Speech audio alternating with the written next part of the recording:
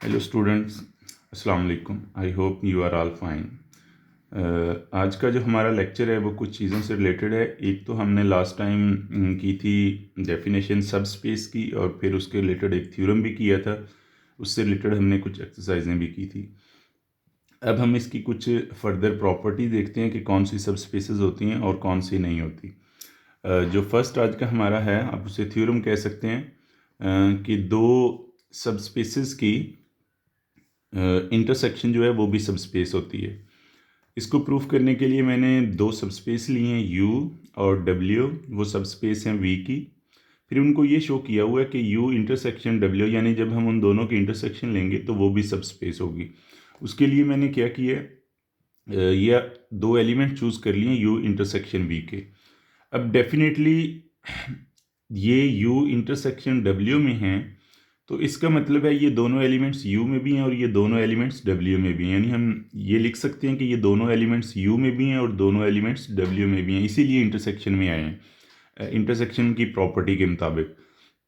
अब U और W जो है वो दोनों सब स्पेस हैं, तो इसका मतलब है U के जब दो एलिमेंट्स आपने चूज़ किए हैं तो उनका सम भी U में जाना चाहिए, और इसी तरह W के जो दो एलिमेंट्स आपने ये चूज़ किए हैं उनका सम भी W में जाना चाहिए। यानी U प्लस V जो है वो U में है, और U प्लस V जो है वो W में भी है, दोनों में है, क्योंकि ये दोनों इनके एलिमेंट्स हैं और ये सब स्पेस हैं, तो इनकी सम भी इसी में जाएगी। तो अगर ये U में भी है और W में भी है, तो इसका मतलब ये हुआ कि इन दोनों ये जो एलिमेंट्स है जो U में भी है और W में भी है, तो ये इन दोनों के इंटरसेक्शन में भी जाएगा, क्योंकि दोनों में है तो इनकी इंटरसेक्शन में भी आएगा। तो इसका मतलब है जो हमने सब स्पेस के लिए थ्योरम किया था उसकी पहली प्रॉपर्टी फुलफिल हो गई है। अब नेक्स्ट क्या है कि U एक एलिमेंट्स लिए जो U इंटरसेक्शन W में है, इसका मतलब है ये U में भी है और W में भी है। तो U में भी है और W में भी है, U और W सब स्पेस हैं, तो बाई डेफिनेशन जो है CU जो है वो U में भी जाएगा और W में भी जाएगा। अगर दोनों में है तो इनकी इंटरसेक्शन में भी आ जाएगा। और जो आइडेंटिटी ज़ीरो एलिमेंट है, हमने जो थ्योरम में कहा था कि वो होना चाहिए, क्योंकि दोनों सब स्पेस हैं U और W, तो ट्रिवियली जो ज़ीरो एलिमेंट है वो दोनों में होगा और इनके इंटरसेक्शन में भी जाएगा। तो यहाँ से हमें ये प्रूफ हो गया कि U इंटरसेक्शन W जो है वो सब स्पेस है वेक्टर स्पेस V की। यानी हम कोई भी दो सब स्पेस लेते हैं तो उनकी जो इंटरसेक्शन है वो भी सब स्पेस होगी। और एक चीज़ और यहाँ पे मैं एक्सप्लेन कर दूँ कि ये सिर्फ दो के लिए नहीं है, एनी फाइनाइट नंबर्स का जो इंटरसेक्शन है वो वो सब स्पेस होगा। यानी दो हैं, तीन हैं, चार हैं, पाँच हैं, जब आप उनकी इंटरसेक्शन लेंगे तो वो भी सब स्पेस बनेंगी सब की सब। उसके बाद नेक्स्ट हमारा जो आज का टॉपिक है वो है linearly dependence and linearly independence. सबसे पहले लीनियर कम्बिनेशन को मैंने लास्ट लेक्चर में एक्सप्लेन कर दिया था। आज हम उससे आगे बात करते हैं लीनियरली डिपेंडेंट और इंडिपेंडेंट क्या है, कि हम सेट को कैसे चेक करते हैं वो लीनियरली इंडिपेंडेंट है या डिपेंडेंट है। ये एक सेट ले लिया वेक्टर्स का V1 V2 V3 सोन Vn, और ये स्केलर ले लिए हैं, उनके लीनियर कम्बिनेशन को हमने ज़ीरो के इक्वल रखना है। ज़ीरो के इक्वल रखने के बाद जब हम इसका सोल्यूशन निकालेंगे तो अगर हमें एटलीस्ट वन AI जो है यानी A1 A2 सोन AN में से कोई एक नॉन ज़ीरो मिलेगा, तो उस सूरत में हम कहते हैं कि सेट जो है वो लीनियरली डिपेंडेंट है। यानी अगर इसके सोल्यूशन में से हमें एटलीस्ट एक एलिमेंट नॉन ज़ीरो मिल जाता है, एक से ज़्यादा भी मिल सकते हैं, n भी मिल सकते हैं, लेकिन अगर एटलीस्ट एक नॉन ज़ीरो होगा तो हम कहेंगे लीनियरली डिपेंडेंट सेट है। यहाँ पे मैंने एक एग्जांपल ली है, इसको रिलेशन बनाया, लीनियर कम्बिनेशन को ज़ीरो के इक्वल रखा है, और इस सिस्टम को, ये सिस्टम बना, इस सिस्टम को जब सॉल्व किया है तो इसके लिए मुझे ये सोल्यूशन मिला है। इसका A3 जो है वो ज़ीरो मिल गया यहाँ से, और A1 जो है वो इन टर्म मिल गया A2 की फॉर्म में। अब अगर मैं A2 को T कहता हूँ तो A1 को, तो यानी ये मुझे यहाँ पर नॉन ज़ीरो सोल्यूशन मिल गया A2 का और A1 का, यानी दो नॉन ज़ीरो मिले हैं, एक ज़ीरो मिला है। तो इसका मतलब ये हुआ कि ये जो सिस्टम था मेरा ये लीनियरली डिपेंडेंट हो गया, यानी एटलीस्ट वन मिलना चाहिए था यहाँ पे, तो फिर दो मिल गए, तो ये सिस्टम जो है वो लीनियरली डिपेंडेंट हो गया। नेक्स्ट ये एक और एग्जांपल मैंने आपको लिखी है कि ये चार वेक्टर्स मैंने दिए, आपने इनको शो करना है कि ये लीनियरली डिपेंडेंट है या इंडिपेंडेंट है।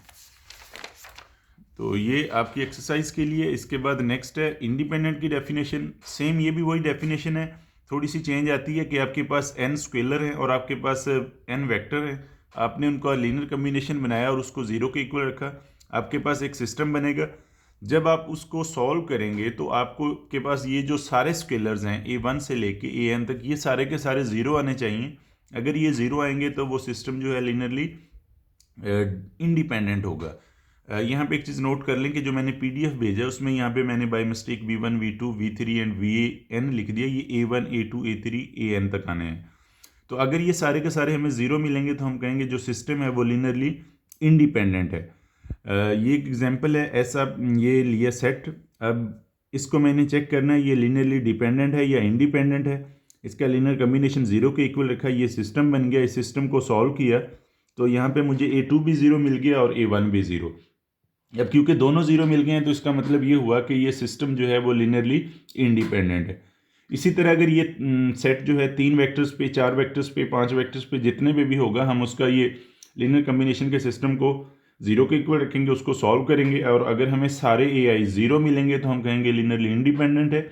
और अगर एटलीस्ट वन नॉन ज़ीरो मिलता है तो हम कहेंगे जो सिस्टम है वो लीनियरली डिपेंडेंट है।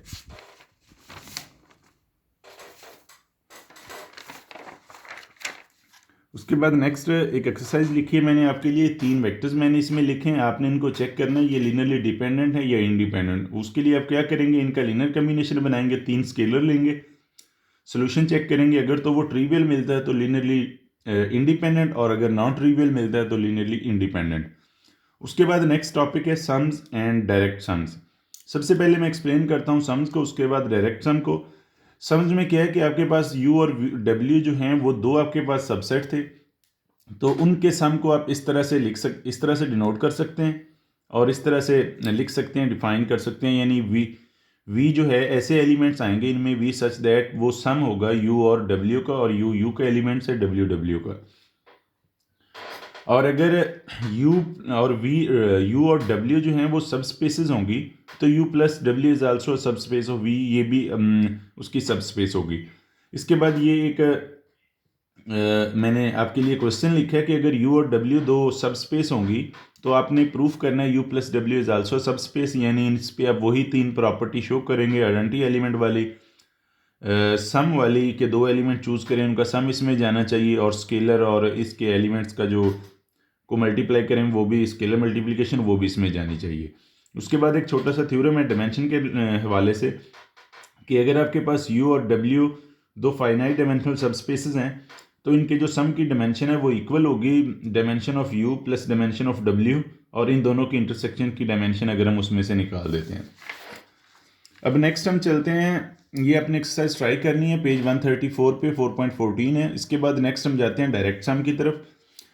सम और डायरेक्ट सम में थोड़ा सा डिफरेंस ये है कि हम V और W के सम को डायरेक्ट सम कहेंगे अगर वो सम इक्वल टू आ जाए V के, और सेकंड प्रॉपर्टी यहाँ पे ये होनी चाहिए कि उनका जो इंटरसेक्शन है वो सिर्फ ज़ीरो आना चाहिए। यानी जो दो आप सब स्पेस लेंगे उनका जो इंटरसेक्शन है वो ज़ीरो होना चाहिए।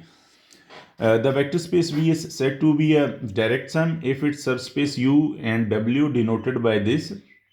इसको इससे डिनोट करते हैं, और इसकी क्या प्रॉपर्टी होनी चाहिए कि V बिलोंग टू V का हर एलिमेंट एक ही वे से लिखा जाना चाहिए, one and only way as, यानी एक ही वे से इससे रिप्रेजेंट हो। और इसको दूसरे वर्ड में आप ये भी कह सकते हैं कि V is the direct sum of its sub spaces U and W if and only if, कि V जो है वो इसके डायरेक्ट सम के इक्वल आए, और साथ में एक एक्स्ट्रा कंडीशन क्या हो कि इन दोनों का जो इंटरसेक्शन है वो ज़ीरो हो। और अगर इन दोनों का इंटरसेक्शन ज़ीरो हो और इनका डायरेक्ट सम V के इक्वल हो तो इस सूरत में हम कहेंगे कि ये डायरेक्ट सम है वेक्टर स्पेस V का। यानी दोनों में क्या डिफरेंस है, पहले हमने जो सम एक्सप्लेन किया उसमें सिर्फ हम ये चीज़ लेते हैं कि सम कर देते हैं। इसमें एक और कंडीशन क्या है कि दोनों सब स्पेसेस की इंटरसेक्शन जो है वो ज़ीरो आनी चाहिए, मोर ज़ीरो के अलावा कोई एलिमेंट्स दोनों सब स्पेस में कॉमन नहीं होना चाहिए। और इसके अलावा आपने इसके 2 या 3 पेजेस छोड़ने के बाद नेक्स्ट एक्सरसाइज है, आपने उसके क्वेश्चन ट्राई करने हैं। इस चैप्टर नंबर 4 के शायद एक या 2 टॉपिक बाकी हैं, वो हम नेक्स्ट लेक्चर में कर लेंगे। आपने सॉल्व्ड और अनसॉल्व्ड दोनों प्रॉब्लम्स को शाम आउटलाइन से ट्राई करना है। Thank you very much.